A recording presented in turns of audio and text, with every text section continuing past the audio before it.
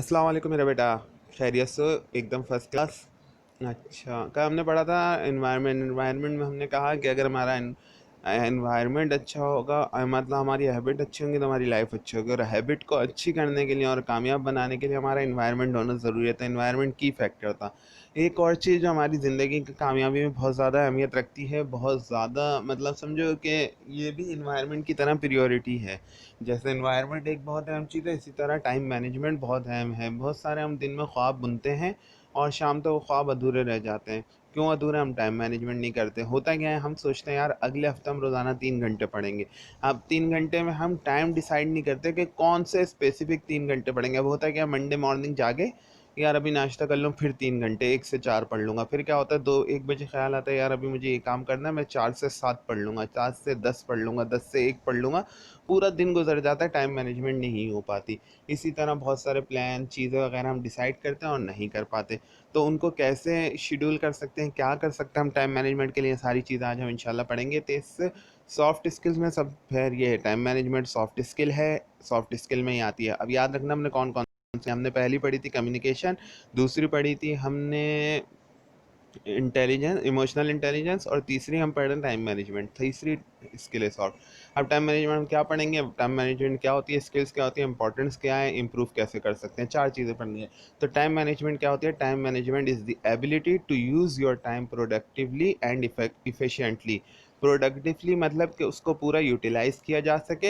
Efficiently मतलब ये होता है कि वक्त से पहले काम को ख़त्म किया जा सके। दो लफ्ज़ों का फ़र्क समझ लो, दो चीज़ होते हैं, कि इफेक्टिवली एट एफिशिएंटली। इफ़ेक्ट अगर आपको कोई काम 12 बजे ख़त्म करना है और आप ठीक 12 बजे ख़त्म करते हो, यानी आपने इफ़ेक्टिवली वर्क किया और वक्त ऑन टाइम काम ख़त्म कर लिया।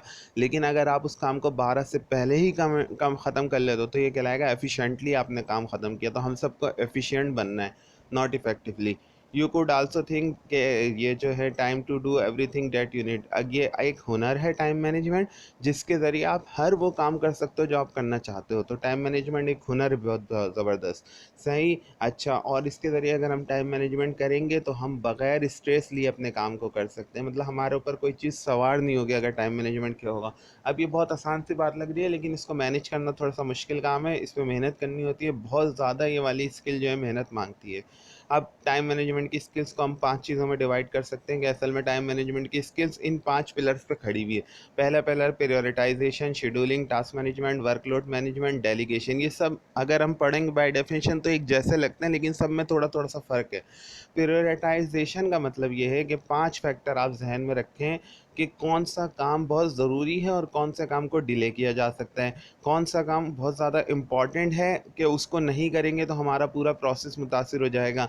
सही। जैसे हमें कोई भी काम ऑर्गेनाइजेशन का ऐसा है कि उसको आज ही नहीं करा तो उससे आपकी चेंज जो है मुतासर हो जाएगी काम की, या आपकी पढ़ाई का कोई काम ऐसा है जो आज करना ही करना है हर हाल में, तो फर्स्ट प्रायोरिटी पे आ गया। जिसको हम थोड़ा डिले कर सकते हैं, जिसमें 2-4 दिन है, वो हम थोड़ा बाद में रख लें, या जिसमें बहुत ज़्यादा टाइम लगना है, रिसर्च की ज़रूरत है, उसको थोड़ा आखिर में रख लें। तो इस तरह हम कर सकते हैं।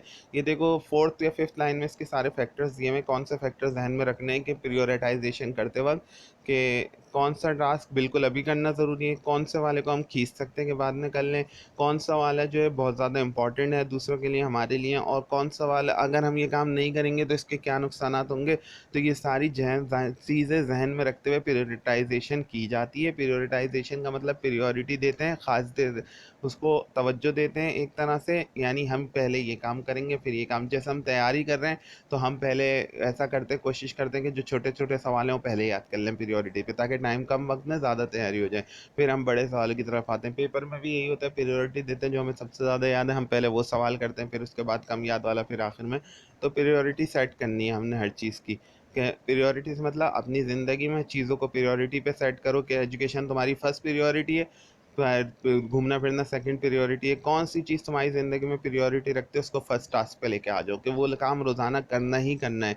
अगर इंग्लिश सीखना तुम्हारी प्रायोरिटी बन गया तो रोज़ाना इंग्लिश को 3 घंटे देने ही देने हैं। तो कुछ भी हम कर सकते हैं प्रायोरिटी में।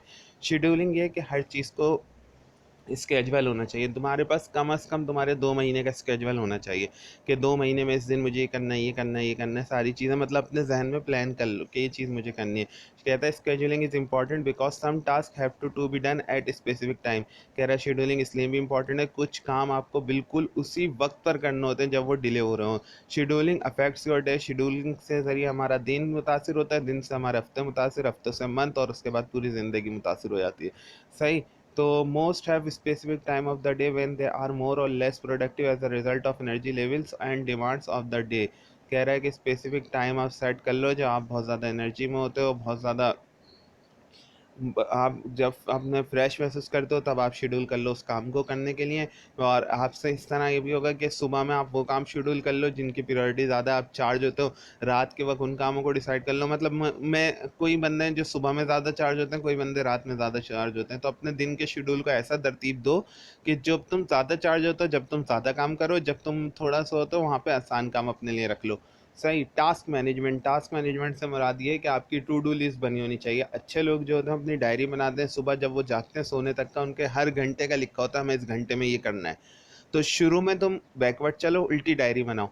मतलब शुरू में तुम 10 दिन ऐसी डायरी बनाओ कि आज जो किया वो रात में सारा लिख लो कि पूरा दिन क्या किया।